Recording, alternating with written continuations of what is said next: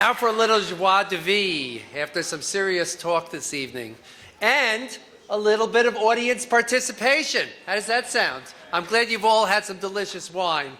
Bonsoir, mesdames et messieurs. By a show of hands, how many people in this room have had the pleasure of dining at the original Lutèce restaurant in New York City? Please raise your hand. Let's see. Wow. We're really in the right place. It's the right demographic. Long ago. If you did, you may have noticed when reviewing the wine list that there was not one wine from America represented. During this period, I took the opportunity to approach André Saltner, the legendary chef owner of Lutèce, and asked him, when might some California wines appear in Lutèce?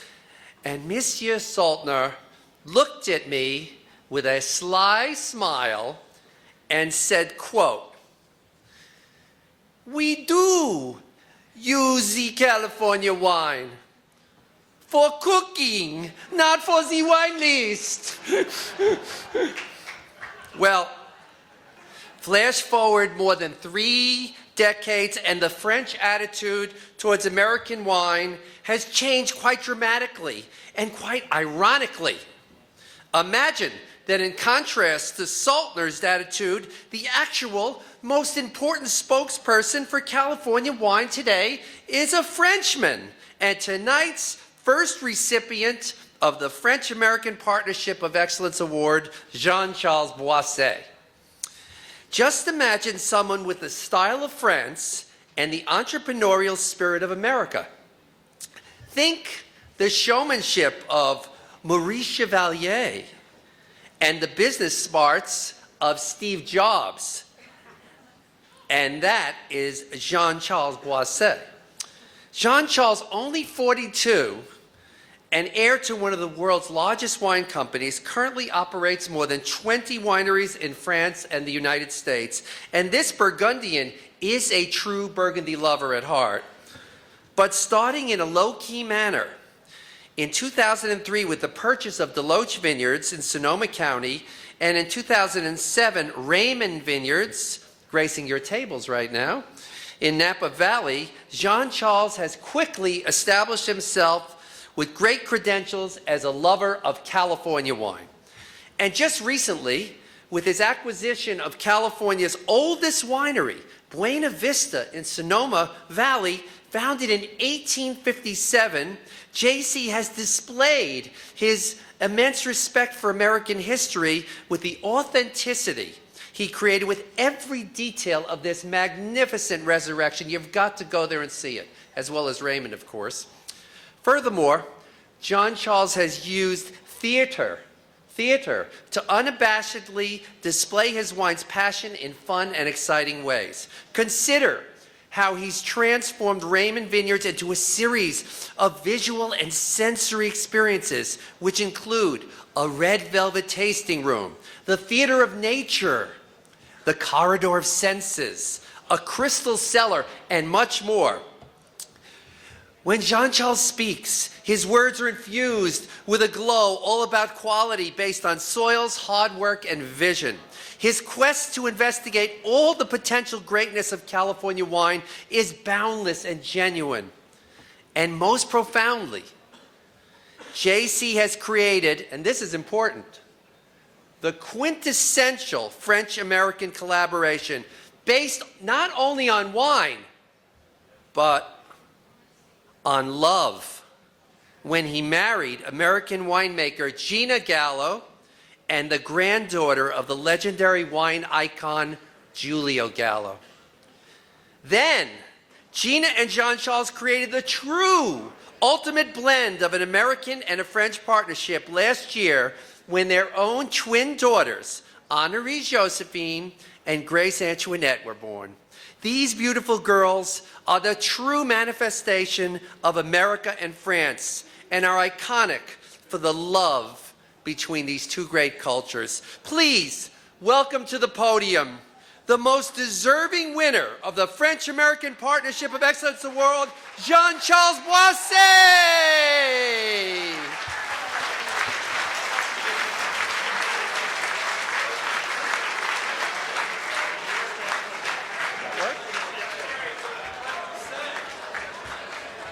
What can I say? Thank you so much. So well said. Okay. Amazing.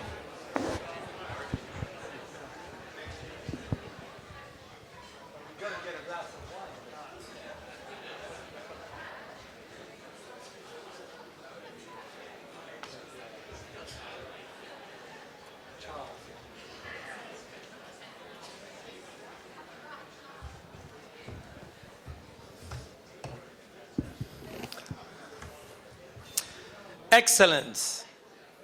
Are you ready for a little French exercise? How is everybody feeling after this amazing food, speech, company, and wine? Good?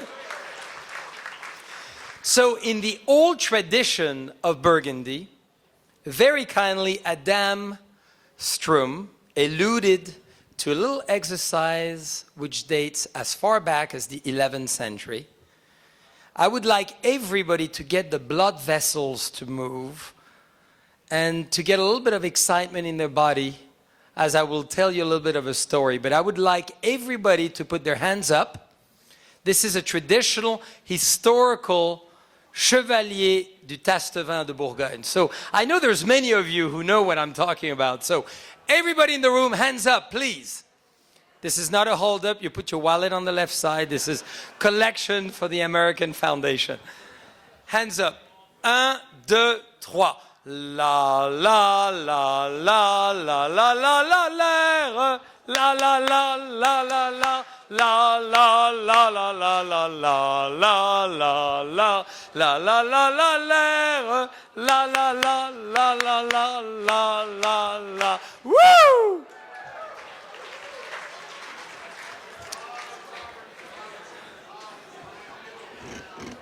I'm afraid most of you know a lot about our Brotherhood of Burgundy. So, what to say after the amazing words of Charles and Adam, except, of course, the privilege to really be with all of us tonight, because this evening really represents what we're all about as friends, partners, and culturally together to create the best. And I really think the words of Charles and what he represents professionally as leading the foundation is fantastic. When I first met Charles, I had the pleasure to discover his background, and he was one of the men part of the Marshall Plan, at least the organization who really helped all of us as France and Europe to recover, which was fantastic. But beyond that, he obviously married an incredible lady and had a 1-year-old. So who could represent better the Franco-American friendship than Charles? Now, Adam and Sybil together represented American entrepreneurship. I had the pleasure to meet them 20 years ago, and believe it or not, they started their business over 30 years ago together in their kitchen as American entrepreneur in love of France, in love of the French culture, creating the Wine Enthusiast catalog and magazine, and representing the French culture in the United States.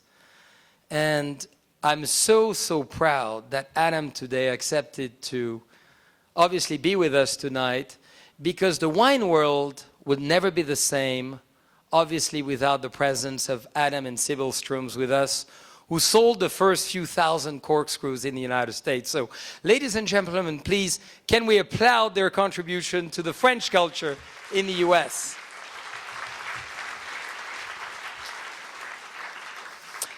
Beyond everything, Adam played a key role in my life. I was one of those bachelors who loved life, of course, in wine. When you say you make wine, you get a big audience very quickly.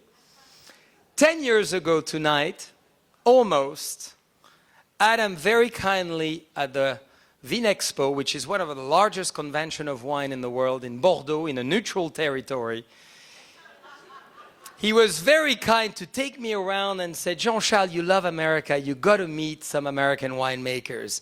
And very fortunately, Adam, in a round table like tonight, introduced me to my wife today, Gina. And when I saw those blue eyes, I fell, and I live the Franco-American coup de foudre. So to my beautiful wife, who accepted, obviously, to take my hand and give birth to our twins, thank you, my love.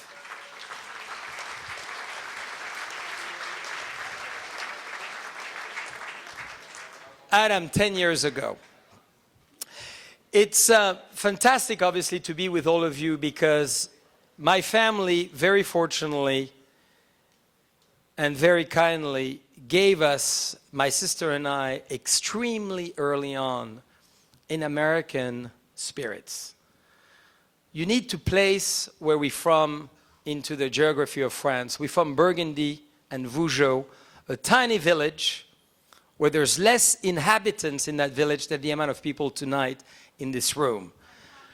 176 people naturally, invaded into the Second World War and naturally very close together. And I was very fortunate to be born really with a true American spirits in mind. I was born in 1969. We're celebrating a few 69 years birthday tonight, as we heard. And it was fundamental because as I was born, my parents, who loved America and who were obviously extremely supportive of the Man on the Moon, bought their first black and white television. And in that time, I will never forget, a few years later, the incredible influence of my grandparents into my personal friendship with the United States. And I speak with emotion naturally because my grandparents, who we're celebrating 100 years in a few weeks, and 96 years old in a few weeks, lived a variety of conflicts in this world, and among them one which was extremely moving. My grandmother was born, she lost her dad 2 days into the First World War. 5 days later, way back from the United States, came a telegram, very luckily in that small town of Langres in Burgundy, and a journal from Ohio saying, we are supporting French families who are in need, and here is $1. She was very fortunately educated with her sister thanks to American support. Years later, my grandparents on both sides, school teachers, naturally enter the conflict we had to live in, escaped camps, entered the resistance, and celebrated the incredible victory with American soldiers. So we lived, my sister and I, in this incredible environment of friendship with the United States, and I cannot forget the moments as a tradition in French families, and I'm sure many of you lived it. Sundays is the family dinner.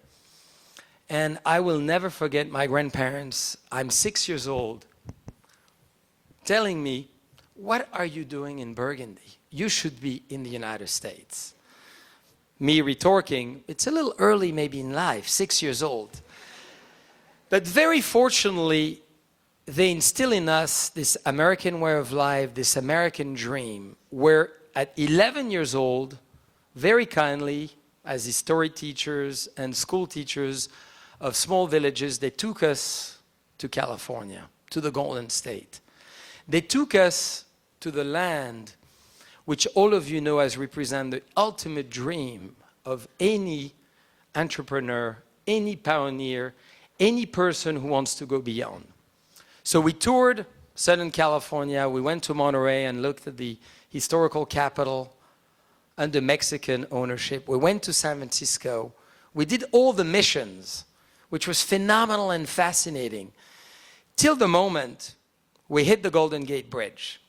And my grandmother says, well, we got to see what triggered the independence to California and the small town, Sonoma County. We arrive there, we visit the mission, we read the history of 1846, And then suddenly we go into the corner of that famous square and we look at the Burr Flag Republic and we see a little sign, Buena Vista Winery. Wow. We've been born making wine. I know it sounds very strange, but very fortunately, the winery was below my bedroom. So my sister and I made wine since pretty much 4 or 5 years old. So my grandmother, who was not a big wine drinker, said, well, in honor of your parents, in honor of the future, you got to visit that winery. It says First California Winery. We took the car, drove about 20 miles an hour, nearly got stopped and pulled over because we were driving so slow, afraid of missing it. And we arrived into this historical building. And I felt something which I had never felt ever before, which was really a vision of Europe into a country I had no idea was already making fantastic wine. Founded in 1857, first gravity flow winery, an historical building, the first of the first making champagne method wine. We went back to our small hotel. We couldn't taste. I was 11, my sister was 15. My grandmother took out of cellophane in the small hotel room we were sharing the plastic glasses. She poured 3 Chardonnays. We tasted it, and I pinched my sister and say, wouldn't it be fun one day to possibly come back to California and make wine? Now, that represents a key moment of my life and a key moment, obviously, of Franco-American friendship, because very fortunately tonight you tasted Buena Vista, which 32 years later, precisely, we had the pleasure to acquire and lead and really represent the history of American wine into the world. And I tell you that because in '81, as I was in that winery, I had a dream that I never wanted to leave the US. I went back home and said to my parents, I want to stay. My parents said, of course, this is a little early in your life. You're 11. So I was very fortunate to come back to Washington, D.C. for the French school, did my baccalaureate there, and never wanted to leave, and came back for graduate school. And that gave us what I wish every one of us in France, and our excellence alluded to it, as well as all our great speakers, is about the goosebumps we get, the emotions we get, the aspiration and inspiration we get as being in America at an early age, that we never want to leave again because we want that communicative love and passion to be there. And I was very fortunate to live that moment to the point that if you go back into the wine history, beyond the American Wine Foundation in 1976, and all of us celebrating the incredible bicentennial of the birth of the US, we lived a very unique event in the history of wine in 1976. Does anyone remember 1976, the famous Judgment of Paris?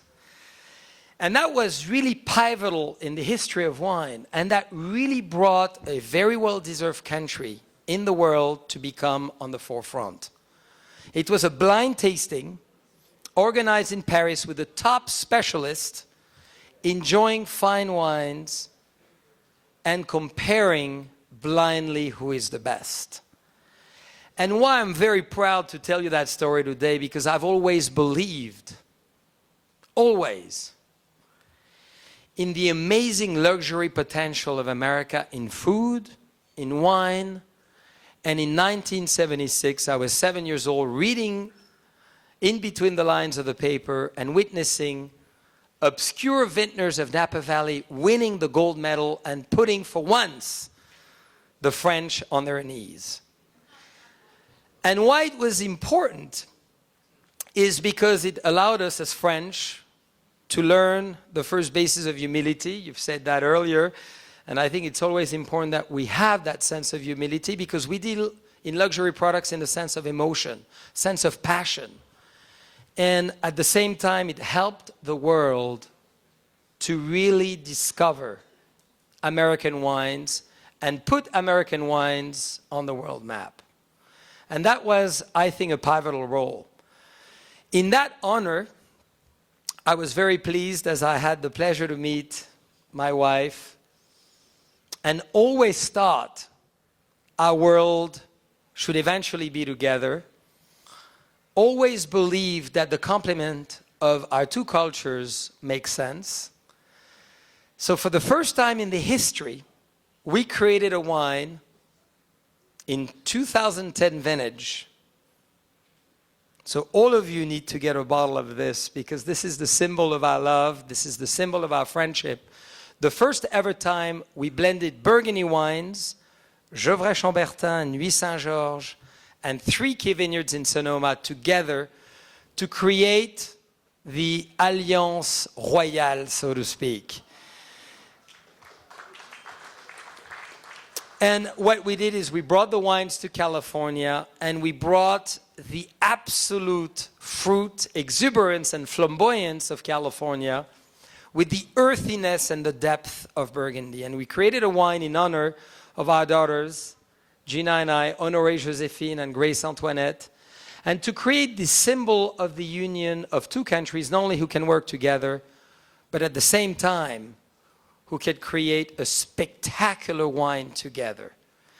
And that obviously, needless to say, makes me think of the great words of a great man who we all admired, was Lafayette, who said, "Here we are," and Pershing, who said, "Here am I." And I'm very glad tonight, obviously, because my love throughout my life has been obviously punctuated through the friendship, the passion, the emotions of the art de vivre à la française, and at the same time, the American way of life. And the symbol of those two is so important and always brings me to the conclusion of the fact that ocean may separate us, but ultimately, wines brings us together.